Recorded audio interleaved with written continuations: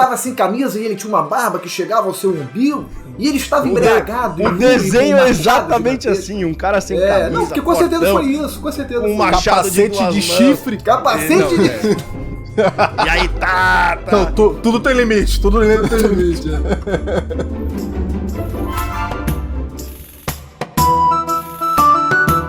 Estamos começando mais um Resenha Épica e hoje nós vamos falar sobre a Batalha de Hastings. Eu sou o Felipe Sampaio. Eu sou o Bruno Campos. Eu sou o Raul Trindade. Eu sou o Bruno de Palma, que também é Campos. Bem-vindos ao Resenha Épica!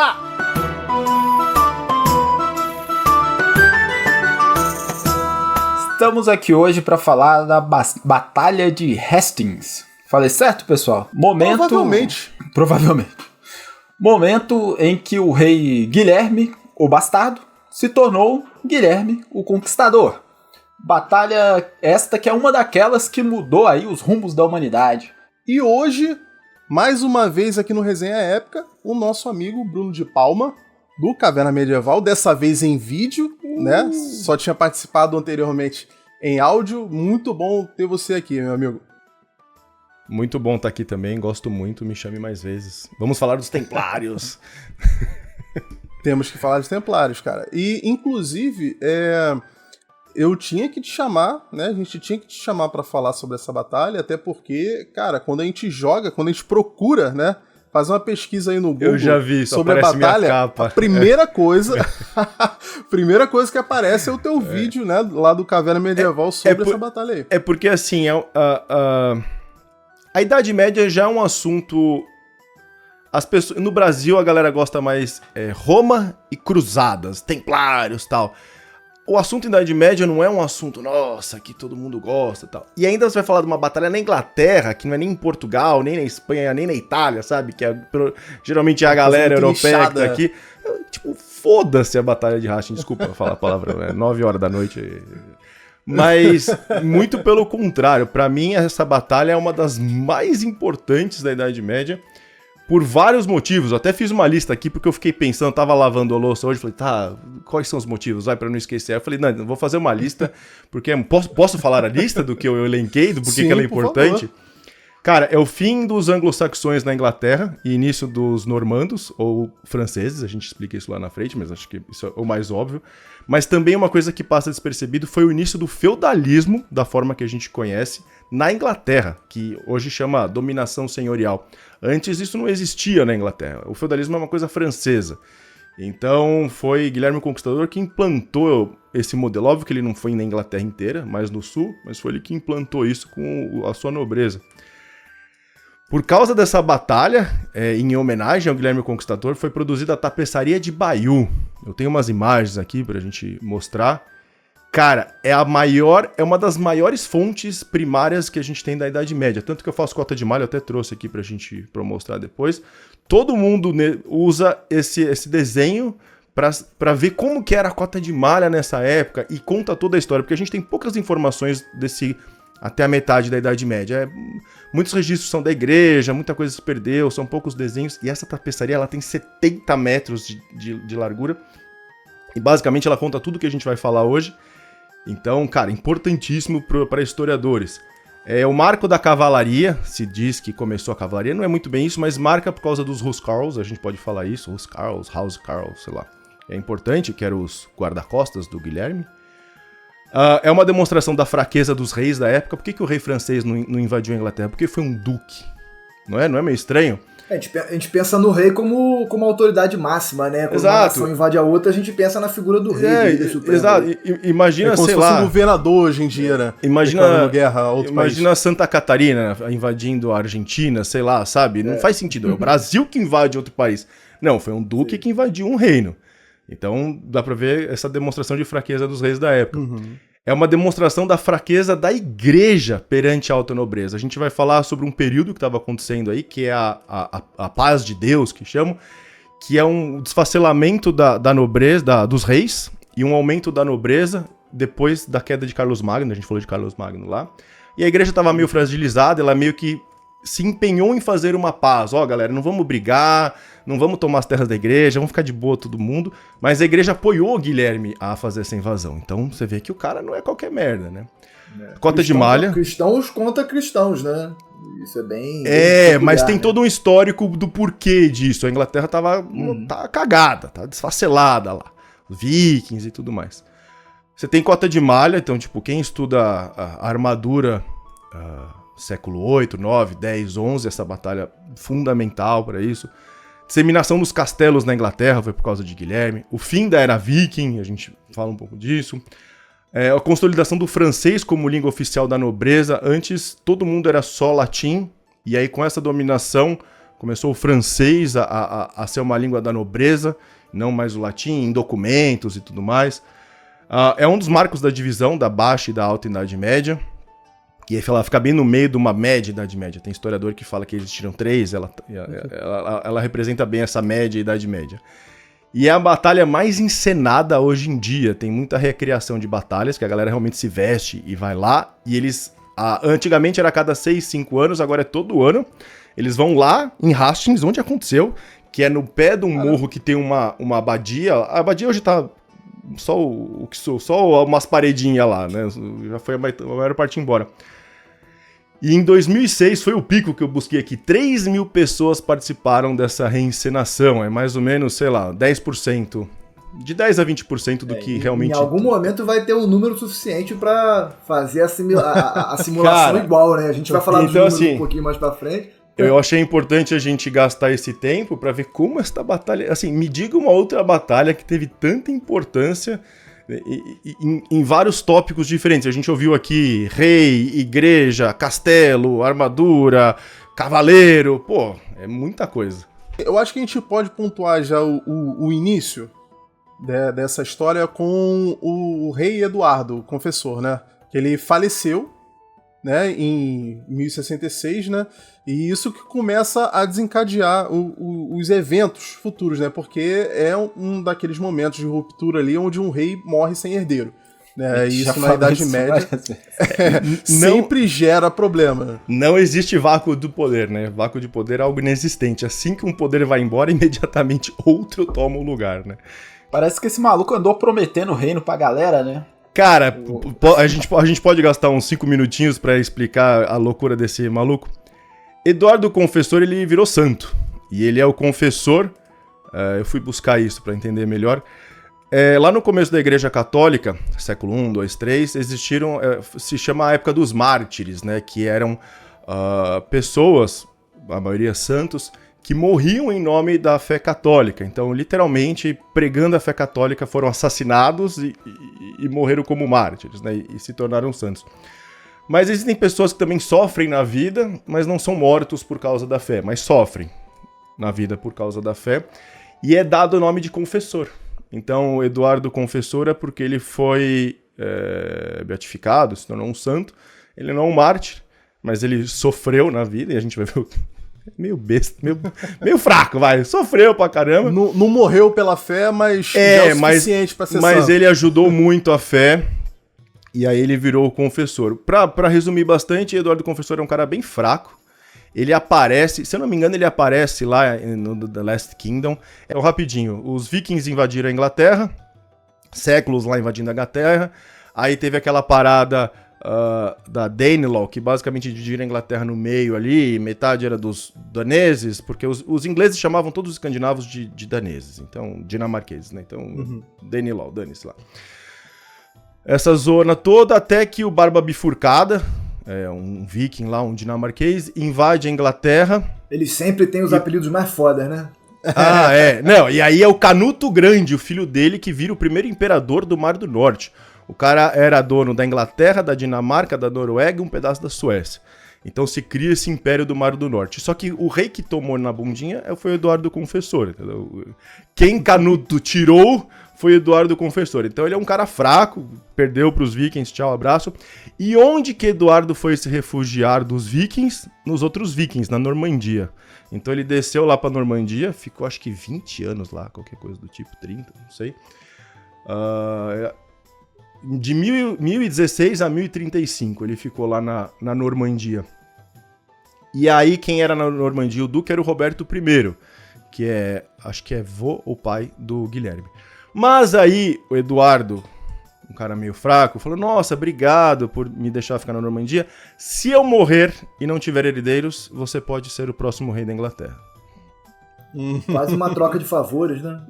De boa, tô suave aqui, beleza. Aí em 1041, o neto desse Canuto Grande, do viking dinamarquês, o Harda Canuto, falou, Eduardo, quer voltar? Volta lá de boa, volta, eu não aguento mais, a Inglaterra não tá dando certo esse negócio do império que tem um mar no meio, fica aí com essa Inglaterra aí, bora, tô resumindo bem aqui. E aí o Eduardo falou, pô, obrigado, cara, em agradecimento, se eu morrer sem herdeiro, você pode ser o rei.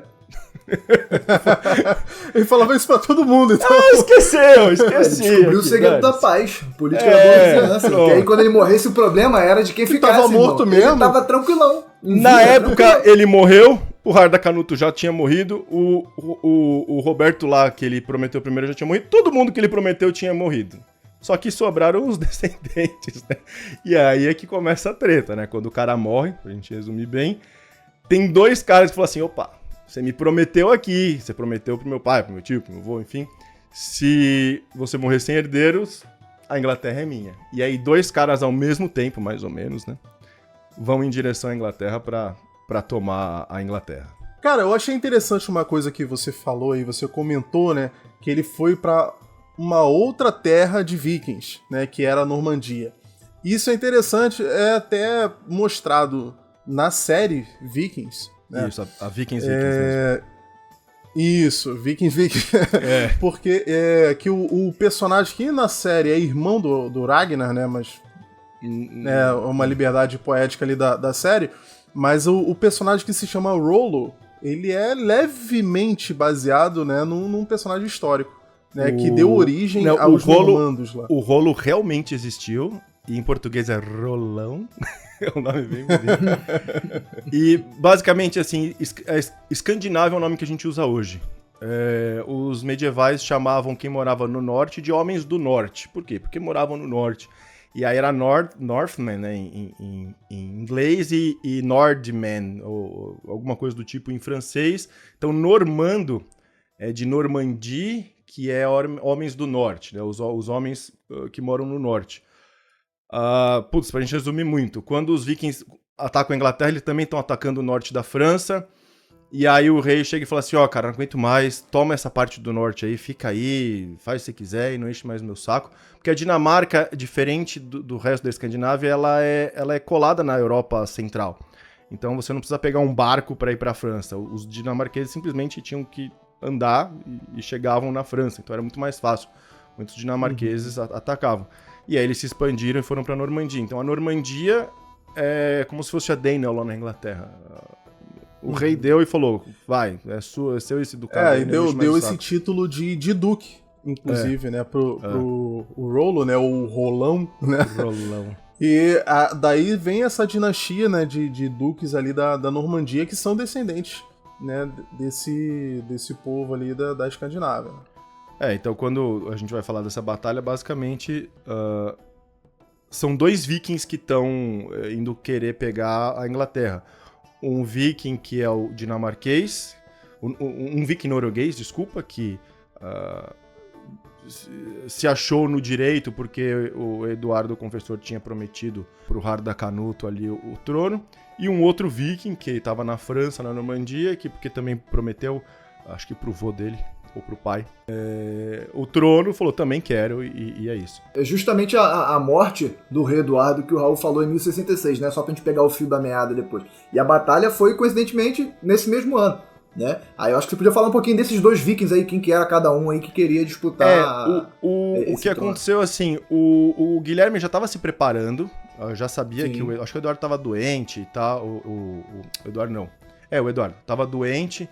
Então, já que sabia, então o Guilherme já estava se preparando há 9 meses para essa invasão aí. E ele morre em janeiro. Reunindo tropas, comprando armas, esse tipo de preparação assim já? Porque uma coisa que a gente... Então.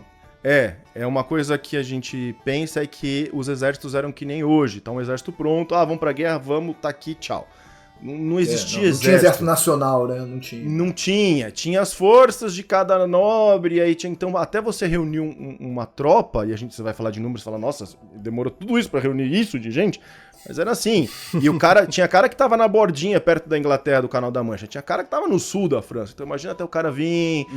não tinha trem, avião. Não, trazendo porco, vaca, a mulher, os filhos. Isso, quando pra um cavaleiro ir lutar... Isso a gente, né, vamos falar já cavaleiro, já pode falar a partir dessa época. Um cavaleiro lutar, ele leva o seu escudeiro, ele leva a sua infantaria, ele leva seus arqueiros, ele leva o cara que faz o pão, ele leva o armeiro, ele leva gente. Eu já vi uma vez algum livro que é muito mais ou menos, né, depende e tal, mas sei lá, pra cada cavaleiro vem 15 pessoas juntos, isso quando não traz mulher, filho, sei lá o quê. Então, assim, pra cada homem combatendo tem pelo menos 5 atrás. Então, homem, mulher, enfim, 5 pessoas atrás. Então é uma galera que se desloca. Então demorou um tempo, uns 9 meses já tava lá, mas quando o cara morre, o Guilherme falou assim, eu vou. E ele ia. Tanto que o próximo, né, que é o Harold Godwinson, que foi... a gente pode já entrar nisso, mas quando o Guilherme falou que ia, esse cara, o próximo rei inglês, já tava esperando ele. E aí é que deu uma merda gigantesca, eu já tava esperando ele. Pra gente falar o que aconteceu, né? Por que os 2 reis que falaram, quero, não foram aceitos, né? Então assim que o Eduardo Confessor morre, o Guilherme da Normandia fala, eu quero porque me prometeu aqui. E ele manda carta, fala, esse negócio é meu, o trono é meu. E aí... a gente já vai falar da corte lá, né? Existia uma corte que se unia. A Inglaterra sempre é famosa pelos barões, né? Que se reuniam para decidir as coisas. Só que o outro Haroldo, então a gente pode chamar aqui, tem o Haroldo Godwinson, que é o cara da Inglaterra, e tem o famoso Haroldo Hardrada, Harold Hardrada, que é o último rei viking, é famoso porque ele é o último rei viking e tal. Também falou, cara, essa parada é minha, mandou carta, mandou mensageiro, eu quero, Só que os ingleses não aguentavam mais vikings enchendo o saco da Inglaterra. Então, vikings 200 anos atacando, dividiu a Inglaterra no meio. Aí o Eduardo, o Confessor, volta em 1041. Então, finalmente voltou um rei inglês aqui, um rei anglo-saxão. E aí o cara morre e vai voltar viking de novo. Então a corte ali, os barões ingleses não aguentavam mais, a nobreza inglesa não aguentava mais. Eles sabiam que se ele deixasse um viking entrar, seja o norueguês, seja o normando, o francês da Normandia, eles iam perder poder, que foi o que a gente vai ver aqui realmente. E eles iam perder títulos de nobreza, eles iam se ferrar. Então ele falou assim, nem ferrando, não vamos colocar nenhum desses 2 vikings, nem o norueguês, nem o normando, vamos colocar um cara aqui. E foi esse Harold Godwinson.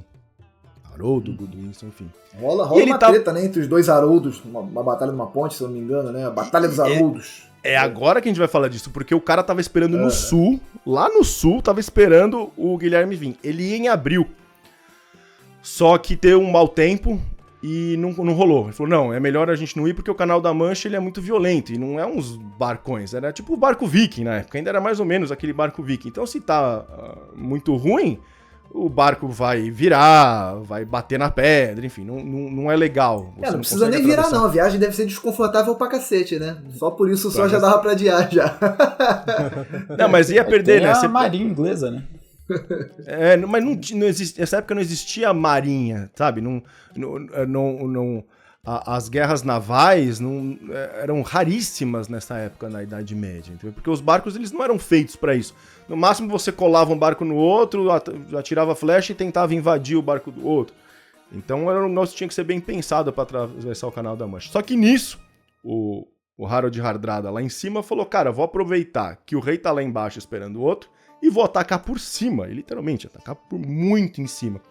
E aí acontece a Batalha de Stamford Bridge, da ponte de Stamford, que é famosa, que teve um viking lá, Berserker, que segurou na ponte, um monte de inglês, lá. Só que a merda é que, se eu não me engano... com certeza aconteceu e foi verdade mesmo. Com certeza. Se dizem porque é verdade. O cara certamente estava sem camisa e ele tinha uma barba que chegava ao seu umbigo e ele estava embriagado. O desenho é exatamente assim, um cara sem camisa, não, porque com certeza foi isso, com certeza. Com um machado de 2 mãos. Chifre, capacete de... E aí tá. Não, tudo tem limite, Mas dizem que ele segurou por tempo suficiente para as tropas do Harold Hardrada se organizarem. Porque o que aconteceu? o Haroldo inglês, o Haroldo Goodwinson, falou assim, cara, tô esperando o outro aqui, ele não veio, e tá o norueguês lá em cima. Eu vou rápido, eu vou marchar muito rápido, porque o cara não vai estar me esperando e eu vou pegar eles de surpresa. E realmente aconteceu, eles ganharam, porque os ingleses ganharam dos noruegueses, assim acaba a Era Viking, né, essa parte da Era Viking, porque o último rei viking norueguês morreu lá o Harald Hardrada, enfim. Só que o cara marchou 300 quilômetros em 4 dias, o inglês, com a sua tropa. Imagina 300 quilômetros em 4 dias, são, sei lá, 75 quilômetros por dia. 75 quilômetros por dia no pé, com armadura, com cota de malha, com escudo, com lança.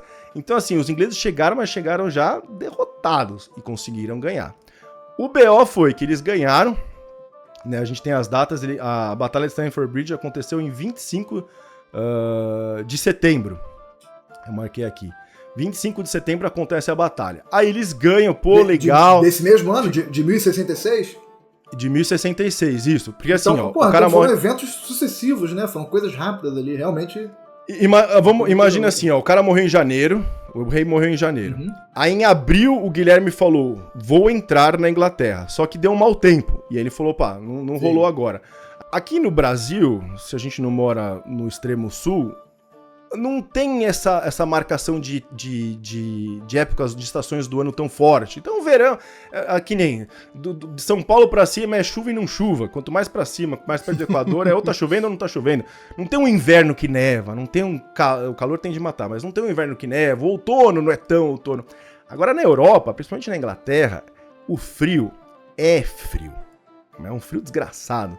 Então o inverno lá, que é no começo do ano, ninguém vai pra batalha. Então por isso que o cara foi em abril. O rei morreu em janeiro, no começo do inverno, e o Guilherme esperou abril, que foi o começo da primavera, pra poder entrar. Só que deu ruim, então ele perdeu o verão e ele foi em setembro. Se a gente pensar aqui, ele foi numa época ruim, ele foi numa época de outono. Então dá pra também perceber que seria a colheita, né? Também é uma época ruim, né? É ruim porque, exato, você não tem pessoas... Mas é mais pelo frio, porque o cara sabe que não é uma guerra rápida, ele não vai entrar e ir embora rapidinho. Ele vai entrar... Não, tem o fato também de que muitos desses soldados, né, fazendo aspas aqui pra quem tá só ouvindo o áudio... guerreiros, né? Muitos desses soldados, na verdade, eram camponeses também, né, que iam pra lá. Então, se tá em época de colheita e esse pessoal tá em batalha, isso é um problema em dobro, né? Sim, e a igreja também essa época que é a paz de Cristo, que a igreja estabelecia aqui a paz, a igreja estabelecia períodos para a guerra também. Você não podia, sei lá, feriado católico você não podia guerrear, no inverno não podia guerrear, o Natal nem se pensa, né? Então existiam essas regras. Pro cara em setembro ele tava muito desesperado, mas ele foi... por causa disso, porque o norueguês, que não tá nem aí pra esse monte de coisa, invadiu. O cara já tá acostumado com o frio mesmo, dane-se. Ele invade em setembro, 25 de setembro, e aí... foi sem camisa ainda. Sem camisa! Não, falam que o Harald Hardrada, ele ganhou uma primeira batalha contra os ingleses que já estavam lá em cima, e muito confiante da vitória, ele deixou a sua cota de malha e foi só com a túnica, e foda-se, entrou. Mas aí a gente não vai alongar essa história, que não é o que... Tava calor esse dia, tava só 5 graus. Imagina o outono do norte da Inglaterra, que delícia que deve ser, né? Calorzão do Rio de Janeiro, da praia do Rio de Janeiro. Mas aí, então, o Haroldo, segundo, que é o inglês... que tem muito Haroldo, né? Tem o Haroldo inglês e tem o Haroldo... O Haroldinho, é o Haroldinho inglês e o Haroldo viking fodão que morreu, né?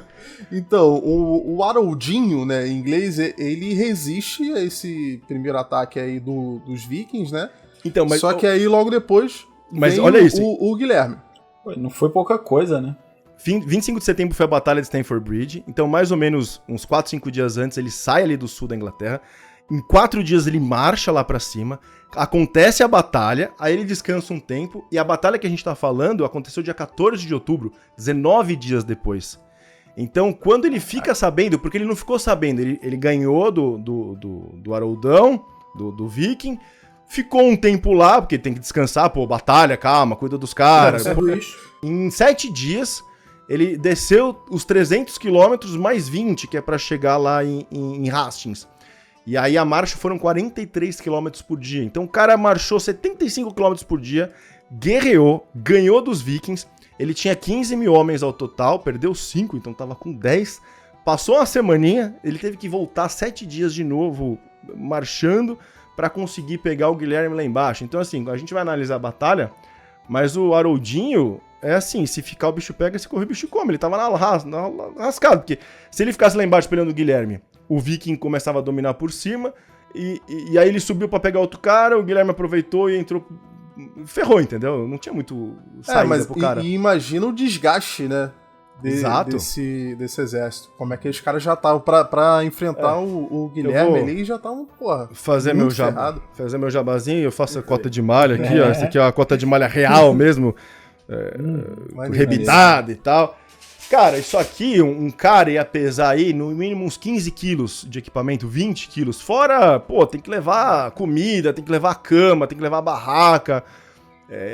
Cara, imagina você andar 43 km por dia ainda com... Cara, se eu andar 43 km, cara, só pra ressaltar, ô Bruno, só pra ressaltar isso aí que você tá falando, de que eles andaram 45 km por dia, hoje em dia, nos exércitos atuais, quando eles não estão de viatura, o dado de manual é marcha a 4 km por hora, ou seja, um período de 24 horas pra marchar 42. A gente tá falando da atualidade. E os caras aí, né, em plena Idade Média, carregando um monte de tralha, tendo que andar, aí teve um dos dias que eles caminharam 75 aí que você falou, só pra gente fazer um comparativo. Na ida. Cara, era difícil, na ida, foi 75 km por dia, isso é muita coisa. É basicamente impossível, você não dorme, você descansa, sei lá, descansa 4, 5 horas e bora de novo. Pra gente entender também que, a gente vai falar da batalha, mas os ingleses já chegaram destruídos, pô. 2 semanas antes tinham batalhado contra os vikings lá no norte e andaram mais de novo até lá embaixo. Cara, e o Guilherme tava de boa, porque Hastings não é no porto, não é exatamente no mar, mas é bem próximo da costa. O que aconteceu foi que Guilherme ficou sabendo que as tropas inglesas tinham ido pro norte e ele resolveu, é agora ou nunca. Aí ele atravessou o Canal da Mancha. Ele entrou... Janela de oportunidade. Janela de oportunidade. Ele entrou, pra não ficar na costa também, ele entra um pouquinho, alguns quilômetros, ele entra alguns quilômetros pra dentro da terra, perto da vila de Hastings, que ali pareceu interessante, e ele constrói um castelo de madeira. Isso é importante, né? Os dinamarqueses... o castelo medieval como a gente conhece hoje, óbvio, já tinha castelo antes, já tinha fortificação, mas o castelo como a gente conhece veio dos dinamarqueses. Então os normandos, os dinamarqueses eram muito bons em fazer castelos, principalmente de madeira, chama Motte and Bay o castelo, né? Você geralmente faz um monte, ali eu não sei, não teve muito tempo para fazer isso, mas você faz uma paliçada, você coloca um monte de tronco de madeira em volta, faz uma torre no meio ali, e você tem um castelo para estacionar as tropas. Então o Guilherme também já estava preparado. Nessa semana que demorou pro Haroldinho descer, o Guilherme já estava preparado, fez um castelo numa parte alta, já estava com as tropas descansadas, eles já tinham uma posição, perdemos aqui. Mosculacho, né, cara? Mosculacho, maluco, invadir sua terra e fazer uma fortaleza um castelinho, ali dentro. Eu podia assistir a batalha do deck ali, do castelinho, fumando um charutinho, tomando um vinho, tá ligado? Cara desesperado lá já, sem solado do pé, já, depois de ter tomado uma coça já. Eu confesso que eu tô com pena do Haroldinho até agora. Até o presente momento da história, eu tô com pena do Haroldinho. Não, é pena do Haroldinho. Eu sinto pena do Haroldinho também. Porque, assim, qualquer um na posição dele, você acabou de se tornar rei, assim. Tipo, olá, sou o rei. Aí tem um cara querendo tomar seu reino lá no norte do seu país e um cara querendo invadir pelo sul, por baixo. Que é estranho, né? Vai invadir você por baixo. Mas é uma posição difícil, porque... os exércitos não tinham tantas pessoas, né? A gente tá falando aqui 15 mil e 10 mil, né? Você vai falar os números. Os números do Guilherme também, 10 mil, 12 mil, enfim, depende de historiador. Tem historiador que fala 140 mil, mas aí desconsidera esse cara. Aí você fala, 15 mil pessoas. O Heródoto. Ninguém. É o Heródoto que fala isso aí. Tinha 30 milhões lutando. A população inteira do mundo tava na batalha. Cara... hoje, 10 mil pessoas, um estádio 60 mil pessoas enche, 50 mil pessoas enche, você vai pensar, cara, 10 mil pessoas não é ninguém, mas na época 10 mil soldados, nossa, nossa, reuniu gente pra caramba, tal. Então não dá pra você dividir exército, né? Se você dividir o seu exército, metade vai pro norte, metade vai pro sul, você tá lascado. E não tinham tantos castelos assim ainda na Inglaterra para você conseguir ter essas defesas, né? Era muito fácil você tomar. Tanto que porque a Inglaterra também tinha sido assolada pelos vikings séculos, então tava um embrólio ali, um caos. E isso é um dos motivos... Tem o lance dos navios, cara, também, que o Canal da Mancha ele estava sendo patrulhado lá pelos navios ingleses que foram deslocados para o norte, junto com soldados, né? Lá, isso. Também por causa dos navios vikings e tal, para oferecer apoio. Isso. E aí foi onde o Guilherme aproveitou para cruzar o Canal da Mancha com centenas de navios, só que essa porta ela se fecha quando os navios ingleses voltam pro Canal da Mancha. Então ele sabia que era um caminho sem volta, porque ou ele era vitorioso ou ninguém voltava vivo pra Normandia. É isso. É por isso que ele aproveitou essa janela de setembro. Você vê que assim, não é normal acontecer uma invasão no começo do outono, ali indo pro inverno, que você sabe que você vai se lascar. Mas é exatamente essa janela. E por isso que ele vai para Hastings, né? Ele sobe um pouco, ele não fica no mar ali para evitar o barco. Não muda muita coisa, né? O barco ele não é uma artilharia que vai ficar atirando, mas você já inibe as movimentações que o inimigo podia fazer, transportar tropas de barco. Tanto que os barcos que o Guilherme usou para atravessar depois viraram castelo, né? Eles desmontavam os barcos, tipo, é tudo ou nada, eu vou e dane-se, assim. É maravilhoso. Se precisar voltar depois, a gente não tinha barco pra voltar, né?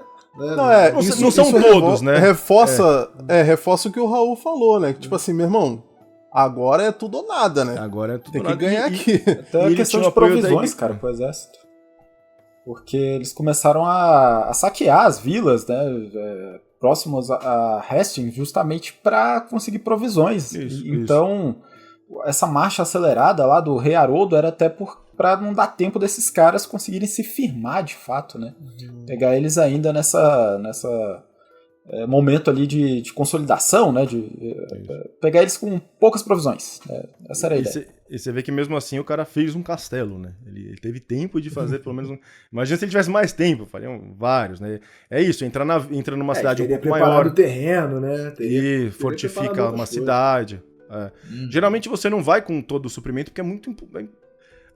As batalhas, tudo bem, hoje as guerras demoram bastante também, mas na época já se sabia que você ia pra ficar ali meses, né? Então como é que você vai levar meses de suprimento?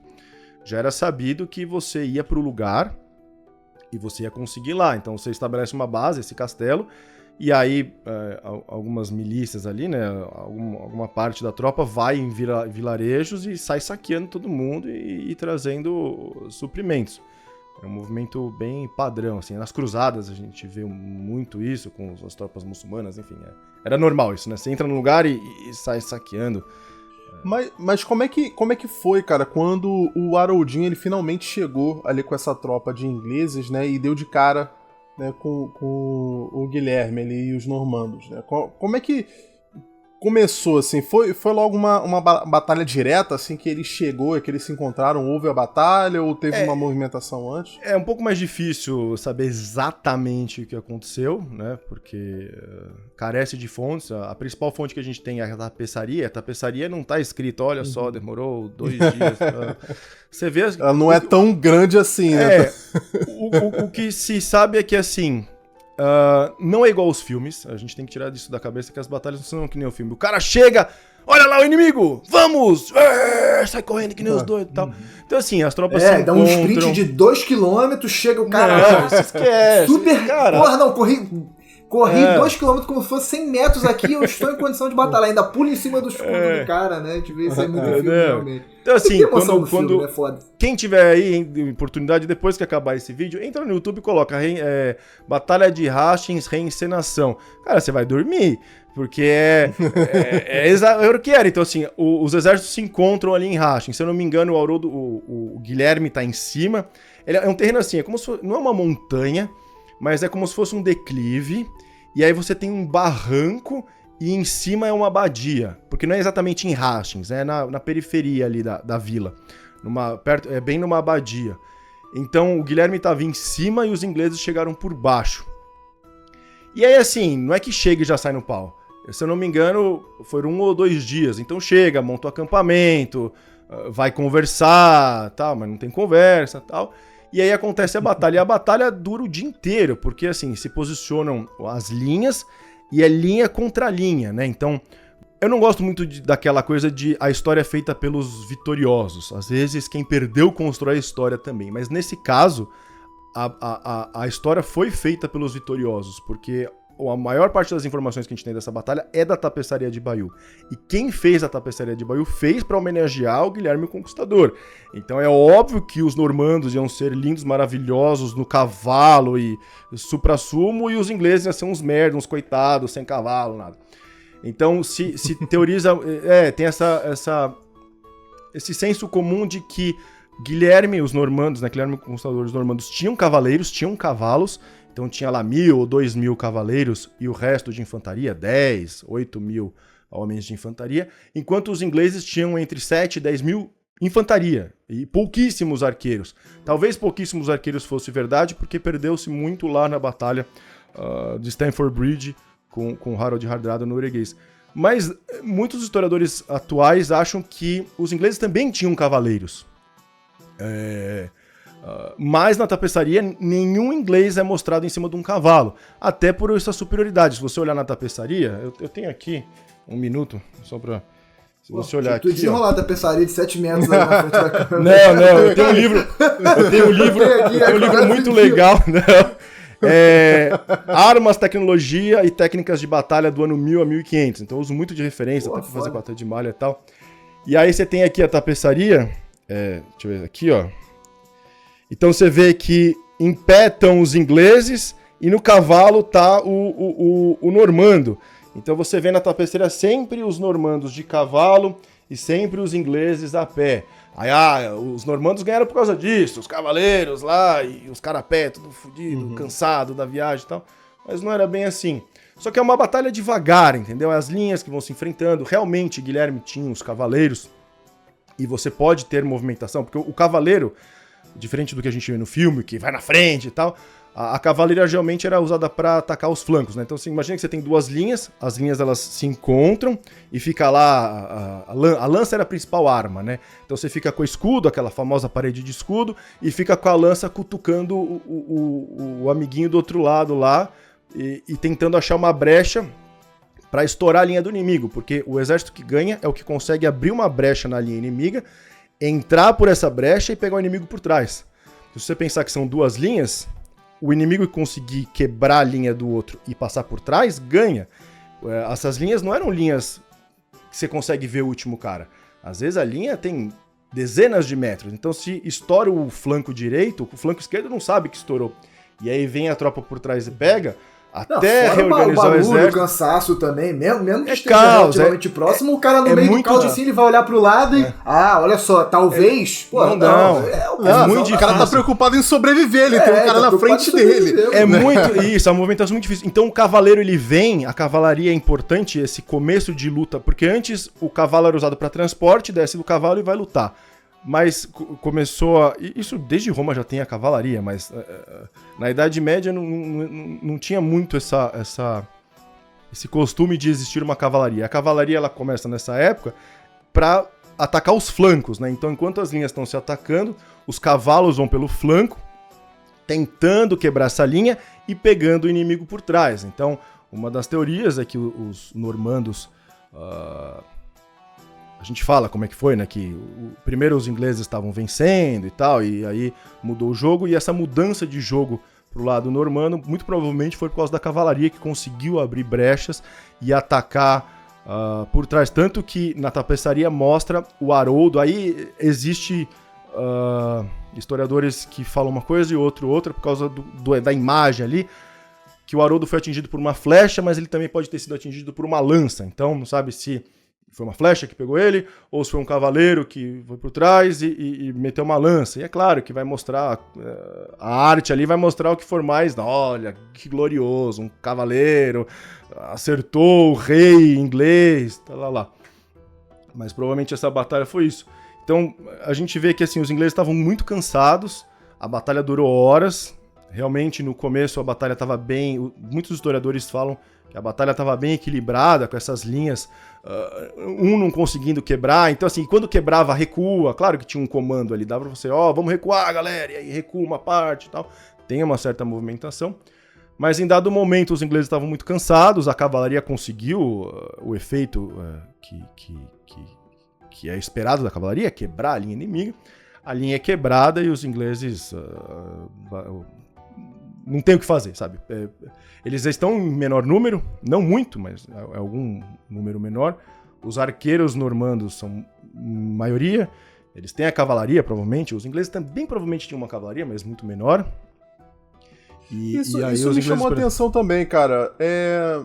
Se fala bastante desses arqueiros normandos, né? Que vinham atrás ali, né? Mas quando a gente fala de arqueiro, principalmente de arco longo, a gente pensa já no inglês, né? O arco longo... Mas nessa época existiu... Não, o arco longo não existia arco longo. Não é arco longo. É um arco. Ainda não tinha o arco longo. Mas muito da cultura da Inglaterra pode sim ter vindo dos normandos, porque depois a Inglaterra ficou muito conhecida por ser arqueira, né? Então, tem o arco longo inglês. Todo inglês dos 15 aos 60 anos, se não me engano, isso foi no século XIII que saiu essa lei, tinha que treinar arco e flecha. Então, todo homem de 15 a 60 anos tem que treinar uma vez por semana o arco e flecha e tal. E aí que veio essa cultura. Mas eu acho que veio mais com... Porque nos próximos séculos, né, vai ser uma carta ali que vai virar o jogo várias vezes, né? Até a questão lá bem mais à frente, né? Quando a gente for falar, por exemplo, de Batalha de Azincourt e tal, o arqueiro inglês, ele é o cara que vai mudar totalmente. Mais uma vez. Mas aí ele vai mudar totalmente a batalha. Mas nessa época aqui, então a gente tá falando do arco normando. Aí me fez pensar, eu nunca tinha parado pra pensar, não cheguei a estudar esse período assim, sobre isso especificamente. Então a gente poderia dizer que provavelmente esses arcos, né, essa cultura de arquearia veio dos normandos, ou os ingleses já praticavam de alguma forma? Não, o arco ele já existia, assim como a lança, a espada, já era uma coisa normal, só que compunha ali a principal força era a infantaria. Até esse período, a principal força sempre foi a infantaria. A infantaria que é o homem pesada, de armas, né? Então, Man at Arms. Isso, Man at Arms. Que é o cara com cota de malha. Então a gente já fala dos Huscarls pra entrar na cavalaria. Mas é o cara com cota de malha, com espada, com uma lança e tal. Existia a infantaria ralé, que era só uma camisa lá de linho, quando muito reforçada com alguma coisa. Mas a infantaria era a principal. Existia o arqueiro, claro, mas nunca o arqueiro foi... Porque imagina assim, o arqueiro ele é eficiente numa guerra de infantarias, principalmente, quando a infantaria tá vindo. A partir do momento que as linhas estão se batendo, o arqueiro pouco pode fazer, porque ele pode acertar o amigo, tá perto, entendeu? O arqueiro ele vai vir ali junto da linha dele, atirando no cara perto ali do outro lado. Então imagina assim, você tem a parede de escudo, tá todo mundo com a lança, o arqueiro ele pode vir numa brecha e tentar atirar no cara do outro lado. Mas é pouco, entendeu? Não é uma eficiência tão grande. O arqueiro ele vem quando as tropas estão vindo e principalmente quando as tropas estão recuando. Então quando você tá vencendo na linha, geralmente a linha que está sendo vencida, ela não vai ficar lá até morrer. A gente tem essa imagem dos filmes de que morria todo mundo na batalha. Não, cara, morria mais um... É que depende da batalha, mas olha lá, vou chutar aqui. 30% morria na batalha. Menos até das pessoas. Então, como é que sobreviver a 70%? Porque a hora que você vê que tá perdendo, você recua, você volta. Aí, putz, não vai dar, vamos fugir, galera. Acabou a batalha, vamos embora. Dificilmente o cara lutava até a morte, né? Por decisão própria, assim, eu vou lutar até morrer. Às vezes fugia antes de muitas vezes fugia. Estar perdendo. Às vezes se morria mais nessa fuga, que era um caos, do que na própria batalha. E o arqueiro, ele servia pra esses momentos. Se eu não me engano aqui, eu posso estar enganado, mas eu tô me lembrando aqui, já tem um tempo já que eu tinha ouvido falar sobre isso.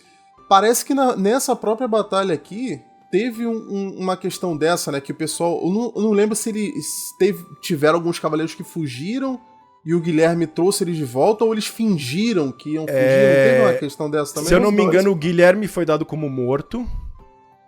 Acharam que o Guilherme tinha sido morto. Não, certeza, porque isso tá na tapeçaria de Bayeux. Acharam que o Guilherme tinha sido morto, aí ele tira o capacete e fala, galera, eu tô aqui, seus trouxas, vamos lá, porra. Isso, se eu não me engano, isso tá ali, costurado, né, na tapeçaria de Bayeux. Então, esse momento em que os ingleses acharam que tinham ganho é porque se achou ali que o Guilherme tinha sido morto, mas ele falou, não, cara, tô aqui, vambora. E aí, pau. Isso é legal, você perguntou da arquearia e da infantaria, até pra gente falar dos cavaleiros, né? Porque a força de elite do Guilherme, o Conquistador, que agora, daqui a pouco vai ser o Conquistador, eram chamados de Huscarls, que House Carls. Carl em viking, né, em escandinavo, ali na língua escandinava, eram homens livres. Então você tinha castas na sociedade escandinava. Você tinha lá a nobreza, você tinha os homens livres e você tinha os escravos. Basicamente toda a sociedade tinha isso na época. Mas o homem livre escandinavo, viking, era o Carl. E o House Carl era o homem livre da sua casa. O que é isso, né? Pô, um homem livre da minha casa. Nesse período, a gente falou lá no vídeo do Carlos Magno, que na época do Carlos Magno foi quando, depois da queda do Império Romano, se teve uma centralização do poder. Ele era um imperador, centralizava todo o poder ali da França e tal lá. E a nobreza não tinha tantas hierarquias. Era ele e os duques. Duque, em latim, dux, que é general. Então era ele e seus generais que comandavam ali as províncias. Com o Piedoso e depois os netos do Carlos Magno, que dividiram ali Lotaringia, Germânia, a França. Cada vez mais os reis foram perdendo poder, porque eles não tinham mais essa centralização, estava muito difícil controlar. Então cada vez mais se fala que teve uma explosão da vassalagem. Então o duque começou a colocar vassalos, os seus vassalos começaram a colocar vassalos, e os seus vassalos. Esse foi o medo da igreja, de perder terra. Todo mundo quer mandar, pô. Todo mundo quer mandar. Não, as pessoas não conseguiam mandar. Então imagina que você tinha um terreno muito vasto e fala, cara, eu não consigo mandar nisso. Cara, vem aí e me ajuda. Você pega um pedaço de terra. Aí o cara lá da terrinha dividia a terrinha dele. E a igreja começou a ficar com medo que essa nobreza... Porque assim, uma coisa é você controlar 10 malucos, outra coisa é você controlar 1000 malucos. E já tinha maluco, tem registros de maluco querendo tomar a terra da igreja. Então tinha maluco, tinha baixo nobre que casava, ainda não era proibido padre, bispo, enfim, foi por causa disso, inclusive, que aconteceu, casar. Então tinha descendentes de padre e bispo. Então os nobres baixos casavam com as filhas do clero e para conseguir terra, ou invadiam. Tem muitos registros do clero de nobres invadindo terra. Então começou a ter muito nobre. E esses nobres tinham que ter uma forcinha, uma milícia. E basicamente é isso, é uma milícia. É por isso que demorava pra juntar, porque você tinha que juntar esse monte de milícia da França, da Inglaterra, pra fazer uma guerra. E nessa milícia... Os Firdes, né, em alguns Huscarls. Então aí tinha essa milícia eram os homens livres da casa, era a guarda pessoal do nobre ali, do senhor feudal. Era a guarda pessoal do nobre, do senhor feudal. E aí, assim que surgem os cavaleiros. Os cavaleiros é a mais baixa nobreza, porque eram os guardas-costas dos senhores. Então, essa batalha também marca... Córneo, o autor, ele traduz como guarda doméstica, né? Que ele chama. Isso. Vinculado e aí, ainda não existia o código de cavalaria, isso é uma coisa um século depois, um pouco menos. Mas essa batalha marca porque a principal força de elite do Guilherme eram Huscarls, que a gente pode traduzir aqui como os cavaleiros medievais, né? Então, é a primeira vez que a cavalaria medieval ganhou uma batalha. E pá! Então, é por isso que se marca também o início da cavalaria com essa batalha. Mas comparando assim os exércitos, né, dos normandos e dos ingleses, os normandos tinham uma formação mais moderna para a época também, né, dessa organização. Porque além da cavalaria, os mercenários que eles tinham contratado, os arqueiros que a gente falou, eles tinham uma infantaria melhor treinada, né, do que a infantaria inglesa. E aí a gente tem os ingleses em maior número, num terreno mais vantajoso, que conseguiram perder para os normandos, ainda assim. Eu acho que essa é o grande detalhe dessa batalha, que é uma batalha campal, de campo aberto, o que não era o comum também para a Idade Média, né, que é marcada por batalhas de cerco, principalmente. E essa é uma batalha de campo aberto que os ingleses tinham certa vantagem numérica, de terreno, acabaram perdendo pros normandos, né? Cara, mas assim, depois desse papo aqui, me deu uma impressão, assim, de que talvez esse Haroldo nem fosse um líder ruim, né? Talvez, eu acho que ele tava mesmo numa situação muito complicada. Ele tava numa talvez se ele não tivesse tido que combater... Andado 1000 quilômetros? Se ele tivesse tido que combater os vikings primeiro, talvez ingleses... se fosse só ele e o Guilherme, cara, talvez fosse diferente, né? Depois eu vou entrar no ponto dos castelos e da batalha campal contra cercos, que isso é muito legal dessa batalha também, que foi um ponto de virada. Mas se você pensar, os ingleses tinham o maior número, mais ou menos 15 mil. Eles ganharam dos noruegueses lá em cima, desceram tudo de novo. Eles tinham mais ou menos a mesma quantidade dos normandos. Muitos historiadores falam que era um pouco menos. E os normandos tinham os cavaleiros, né? Então tem essa vantagem. Mas eu mais atribuo a derrota dos ingleses porque os caras estavam lascados, tinham perdido 1/3 da tropa, tinham subido 300 km, descido 300 km muito rápido, tava todo mundo zoado. Esse ponto que você falou da batalha... Do soldado inglês, mano, chegando na segunda batalha, o cara botando a mão na cintura assim, falando, porra... Deixa quieto isso aí, né? Deixa os caras tomar essa porra. Deixa esse cara... Deixa o cara tomar. Dá a coroa pra esse cara, por favor. Isso da batalha campal é muito legal. Isso dos cercos é muito verdade a partir desse momento. Antes, o número de castelos era muito pequeno e as batalhas eram mais campais, sim. A maior parte eram batalhas campais. A partir... não é que é a partir dessa batalha, né? Mas é um marco. Que a partir dessa batalha começou a explodir castelos na Inglaterra e por toda a Europa. E aí sim, como os castelos saíram de castelos de madeira e começaram a se tornar castelos de pedra, principalmente Guilherme foi um grande construtor de keeps normandos, ao nome, de fortificações normandas na Inglaterra, que basicamente é um caixotão. Quando você vê é uma torrezona. Putz, qual livro de história medieval tem? Imagina um caixotão quadrado com aquelas ameias em cima, né? E uma porta em cima. É uma porta que não tá no chão, é uma porta em cima e tem tipo uma ponte levadiça do lado com uma rampinha assim, ou a ponte... bem característico isso aí. Isso. Porque o castelo de madeira você invade, você taca fogo, é fácil, ele não é muito alto. Agora esses keeps e os castelos de pedra que foram evoluindo, como é que você vai invadir um negócio desse? É muito difícil. Então, com a explosão dos castelos a partir desse momento, aí sim, a Idade Média virou uma guerra de cerco, porque não tem o que você fazer. Como é que você vai entrar num castelo, né?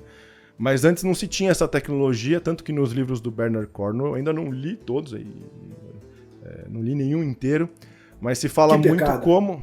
eu preciso... Tá perdendo bastante. Tô perdendo muito. Não, o cara lança, fui ver quantos tem 10, 12. Eu falei, pelo amor de Deus, calma, deixa eu ler o primeiro. Então só Crônica Saxônica são 13. Crônica de Sharp são 22, mas aí é Guerra Napoleônica. Não vou ler essa vida, então. Mas lá ele fala como os primeiros medievais... Aqui, deixa eu ver se dá pra eu pegar aqui, ó. Ali em cima é só Bernard Cornwell. Eu preciso ver, cara. Eu preciso ler.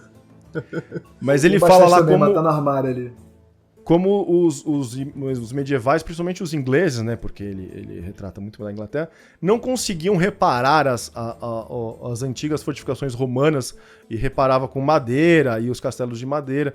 Então você vê que essa substituição da nobreza, que a gente pode entrar nisso, anglo-saxã pela nobreza normanda, também se mudou o perfil dos castelos na Inglaterra, que depois se disseminou por toda a Idade Média. Antes os castelos eram torres de madeira, ou torres de madeira com uma paliçadinha em volta, e aí começou... O próprio Guilherme foi ele que começou a construir esses keeps normandas, essas torres normandas, que é de pedra, um caixotão de pedra, e aí isso disseminou.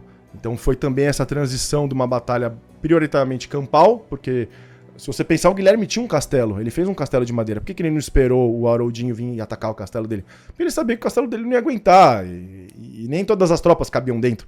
Ficava a principal força ali, era pequenininho o castelo. A maior parte das tropas ficavam em barracas fora. Agora, com essa mudança de castelos pipocando por toda a Inglaterra, você realmente começa a ter batalhas de cerco, porque não tem o que você fazer. Como é que você vai explodir a pedra? Ainda não tem trebuchet, as grandes armas de cerco, né, para destruir essas fortificações de pedra.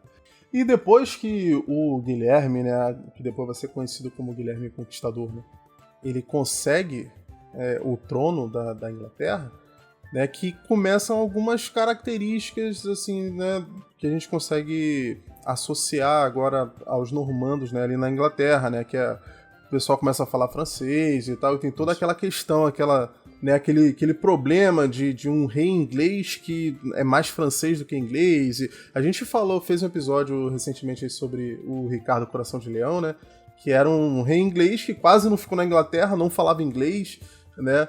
Então isso tudo vai começar justamente com ele, né? Com o Guilherme.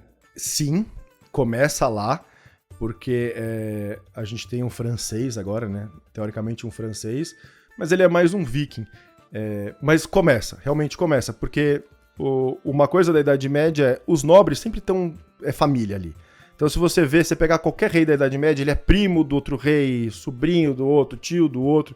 Então quando você tem agora um cara... Porque os normandos, se eu não me engano, os vikings entraram na Normandia em 820, 830, alguma coisa. A gente pensar, tem 200 anos entre a formação da Normandia e essa batalha. 200 anos, os vikings nem eram mais vikings, né? Os normandos já eram franceses. Você tem essa mesclagem de nobrezas. Então as famílias francesas e as famílias dinamarquesas se juntaram. Sim, realmente você tem um francês ali invadindo. Mas... E isso começa, né? Porque agora um duque da Normandia, ele é duque da Normandia, vassalo do rei francês, mas rei da Inglaterra. Então o sucessor do Guilherme o Conquistador, ele vai ser rei da Inglaterra e duque da Normandia.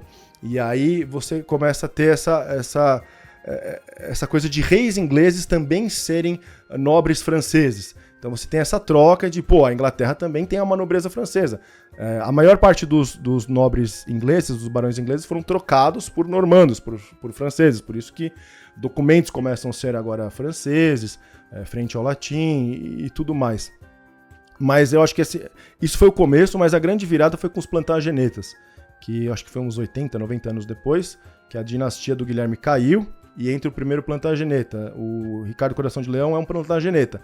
E aí é mais forte porque eu acho que o primeiro Plantageneta é Conde de Anjou, que é um ducado, um condado meio que no norte para a direita ali. E aí isso começou muito forte. O Ricardo, é o que você falou, realmente, a mãe dele era da Aquitânia, que foi uma outra propriedade da Inglaterra por muito tempo, e isso foi disputado na Guerra dos 100 Anos. A Aquitânia pela Inglaterra. Tinha sido rainha da França também, se não me engano, não foi? Ela tinha ela foi casada com um rei francês. Isso. Enfim. E aí o cara morreu, e aí ela casou com o inglês.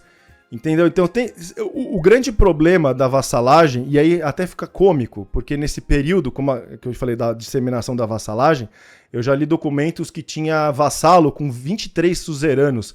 Então o cara tinha 23 tecos de terra, e cada teco de terra era de um suzerano diferente. E você tem essas complicações do rei inglês ser vassalo do rei francês, o rei francês ser vassalo do rei inglês, era uma doideira.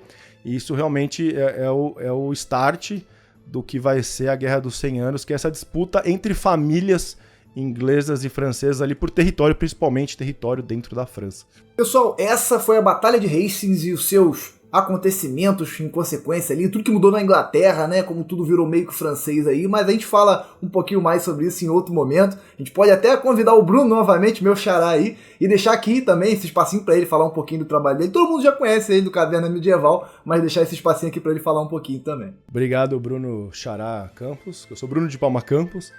Então eu sou Bruno de Palma, lá do Caverna Medieval, tem um canal focado em Idade Média, às vezes falo de Roma, um pouco do período moderno, mas é focado em Idade Média, é o que eu mais gosto de estudar.